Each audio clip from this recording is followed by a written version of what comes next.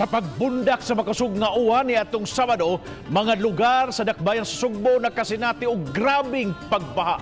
Apil na nini sa sentro sa Dakbayan ug ang kabukiran human miawas ang kasapaan. Mga sapa ng awa sa pipila ka mga bukirang barangay. Aniya ang report.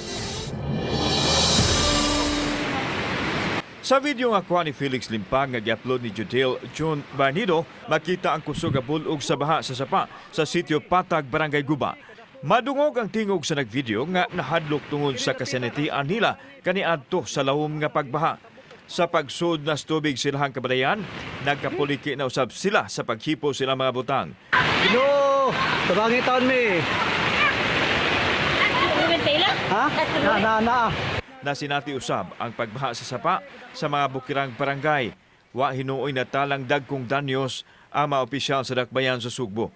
Na bridge kami giagyanan sa mga estudyante, crack lang ang iyang katong not really the foundation but ang kato iyang pathway, pero minor na kayo, no? Naay mga balay sa mga gipang anod, naay mga truck, no, nga truck nga nag-anod sa Naagya sa nagbaha last year o nag-repair na nato. So ang kana nga bag-o na sa dating I saw the video, murag bag-o na sad siya nga portion sa maong bridge na guba. But pwede na immediately ma-restore na namo pinagi sa DPW administration na mga trabaho. Samtang sa sentrong bahin sa syudad, gisanapan sa baha tungod sa pag-awas sa kasapaan. Nakuhaan og video ni Konsehal Joel Gaganera ang pag-awas sa sapa sa General Maximum nga miabot na sa dahan. Laom na usab ang tubig nga misanap sa kadalanan sa may V. Soto. Gisusi sa Committee on Infrastructure ang mga dapit nga apektado sa baha nga naghatag og kalisod sa mga mulupyo. Miawas usab ang Lahug River diin ang dagayday sa tubig lahos sa utlanan sa Barangay Tinago ug Tihiro. Kini ato na imutangan mo ni ang Lahug River. Exact location nato diri sa MacArthur Boulevard sa Dakbayan sa Sugbo. Usa ni sa hinungdan.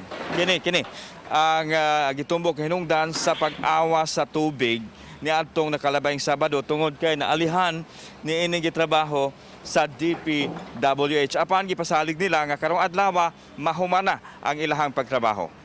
Nakita nako long term dako yung kay katabang masulbad yun ang baha diri sa syudad ug mahuman lagi ni nga project pero karon mangyo lang mga silingan nga ongoing pamanggod ka makumpleto ang project. So expected doon na pag mga spillover ba.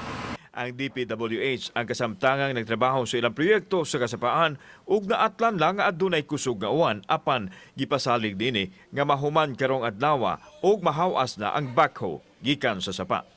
Kauban si Cleofer Lumayag, ako si Alan Domingo. Balitang Bisdak.